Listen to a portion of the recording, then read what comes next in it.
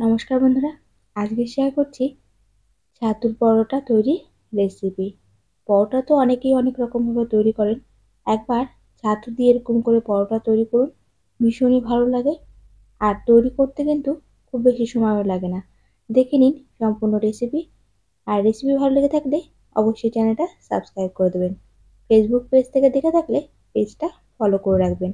দেখে নিন ছাতুর পরোটা তৈরির রেসিপি। প্রথমেই আমি নিয়ে নিয়েছি আটা। পরোটাটা আমি আটা দিয়ে তৈরি করব।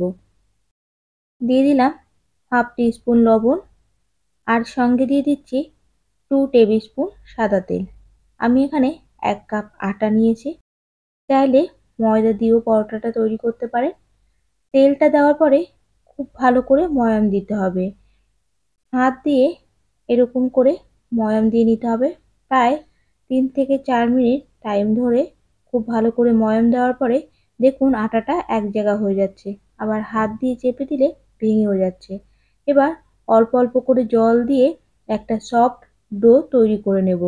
জলটা একবারে দেব না, একবারে দিলে ডোটা অনেক সময় নরম হয়ে যেতে পারে, জলের কোয়ান্টিটিটা বোঝা যায় না। তাই অল্প অল্প করে জল দিয়ে ডোটা তৈরি করে নেব। আমি এখানে 1 কাপ আটা দিয়ে তৈরি করছি। আপনারা তৈরি করলে আপনাদের নিজেদের কোয়ান্টিটি অনুযায়ী তৈরি করবেন। ডোটা রেডি হয়ে গেছে। দেখুন একটা সফট ডো তৈরি করে নিয়েছি।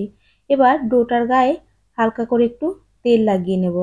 তেলটা লাগিয়ে ডোটা ঢাকা দিয়ে 20 থেকে 30 মিনিটের জন্য রেখে দেব। একটু রেখে দিলে ডোটা আর একটু সফট হয়ে যায়, আর পরোটা কিন্তু বেশ ভালো হয়। অপরদিকে আমি একটা ভাজা মশলা তৈরি করে নিচ্ছি। একটা ফ্রাই প্যানে দিয়ে দিলাম 1 টেবিল স্পুন গোটা জিরে, 1 টেবিল স্পুন গোটা ধনে। হালকা ভেজে নেব। গ্যাসের ফ্লেমটা লোতে রেখে ভেজে নিয়ে পরে কিন্তু গুঁড়ো করে নেব। এবার ছাতু নিয়ে নিয়েছি। একটা বোলে আমি হাফ কাপ ছাতু নিয়ে নিয়েছি। দিয়ে দিচ্ছি 1/4 টিস্পুন জোয়ান। জোয়ানটা হাতে রেখে একটু ক্রাশ করে দিলাম।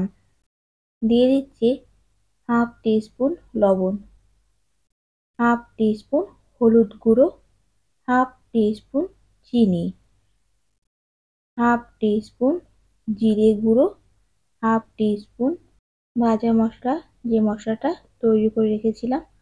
দিয়ে দিচ্ছি পেঁয়াজ কুচি। পেঁয়াজটা অবশ্যই মিহি কুচি করে নেবেন। দিয়ে দিলাম কাঁচা লঙ্কা কুচি, আর সামান্য একটু ধনেপাতা কুচি। এখানে বলে রাখি, ছাতুতে লবণটা একটু বুঝে দেবেন, কারণ ছাতু কিন্তু অনেকটা নোনতা নোনতা খেতে হয়। তাই লবণের পরিমাণটা একটু কম দেবেন। ভালো করে মিশিয়ে নিচ্ছি। দেখুন এরকম করে মিশিয়ে নেওয়ার পরে অল্প করে জল দিয়ে ভালো করে মেখে নেব। ছাতুর এই ডোটা খুব টাইট করব না, আবার খুব নরমও করব না। ঘরে থাকা যে কোনো ছাতু দিয়েই কিন্তু এভাবে পরোটা তৈরি করে নিতে পারবেন। আর ছাতু যেহেতু ভীষণই হেলদি, তাই ছাতুর পরোটা কিন্তু খেতেও খুব মজাদার হয়। অবশ্যই একবার ঘরে তৈরি করবেন। দেখুন খুব নরমও করলাম না, আবার খুব শক্তও করলাম না। ঠিক এরকম আঠালো একটা ডো তৈরি করে নিয়েছি। এবার ঢাকাটা তুলে নিলাম। আটার ডোটা আবারও হালকা করে একটু মেখে নেব। দেখুন একটা সফট আটার ডো আমার তৈরি হয়ে গেছে। এবার ছোট ছোট করে একটু লেচি কেটে নেব। সাধারণত রুটি যেরকম সাইজে তৈরি করা হয়, তার থেকে একটু বড় সাইজের লেচিগুলো তৈরি করব। দেখুন কত সহজে লেচিগুলো তৈরি করে নেওয়া যাচ্ছে। আটা যদি খুব ভালো করে ময়াম দিয়ে এভাবে মাখা হয়, তাহলে কিন্তু আটাটা খুব সফট হয়, আর পরোটাগুলোও খুব নরম হয়। একটা লেচি নিয়ে নিলাম, নিয়ে হাতের সাহায্যে গোল করে একটা বাটি শেপ তৈরি করে নিয়েছি। এবার এই বাটি শেপের মাঝখানে আমি ছাতুর পুরটা দিয়ে দেব। ঠিক যতটা ধরবে ততটা পুর কিন্তু ঠেসে দিয়ে দেবেন। ছাতুর স্বাদটা পরোটাতে বেশি ভালো আসবে। মাঝখানটা দিয়ে এরকম করে চেপে দেওয়ার পরে দুপাশ থেকে আটাটা এনে একটা গোল শেপ তৈরি করে নিচ্ছি। এভাবেই কিন্তু সবকটা পরোটার মধ্যে ছাতুর পুরটা ভরে নেব। দেখুন কত সুন্দর ভরে নেওয়া হয়ে গেছে। এবার বেলে নেওয়ার পালা। বেলে নেওয়ার জন্য আমি এখানে আটার ব্যবহার করছি। তেল দিয়ে বেলবো না, আটা দিয়ে বেললে খুব ভালো বেলা হবে আর ছাতুটা ভিতর থেকে বেরিয়ে আসবে না। প্রথমে ডোটা নেওয়ার পরে হাত দিয়ে একটু এরকম করে চেপে দিতে হবে, তবে হালকা হাতে চাপবেন, না হলে কিন্তু ছাতুর পুরটা বেরিয়ে যেতে পারে। দেখুন পরোটাটা কত সুন্দর করে বেলে নিলাম, কোথাও কিন্তু ছাতুর পুরটা বেরিয়ে যায়নি। সবকটা পরোটা একইভাবে বেলে নেব আর বেলে নেওয়ার পরেই ফিরে আসছি ভেজে নেওয়ার জন্য। গ্যাসের ফ্লেমটা মিডিয়ামে রেখে একটা তাওয়া গরম করে নিয়েছি। তাওয়াটা গরম হয়ে যাওয়ার পরে পরোটাটা দিয়ে দিলাম। দুপাশ খুব ভালো করে সেঁকে নেব। পরোটা কিন্তু সবসময় মিডিয়াম টু হাই ফ্লেমে ভাজবেন, তাহলে পরোটা ভাজা কিন্তু বেশি ভালো হবে।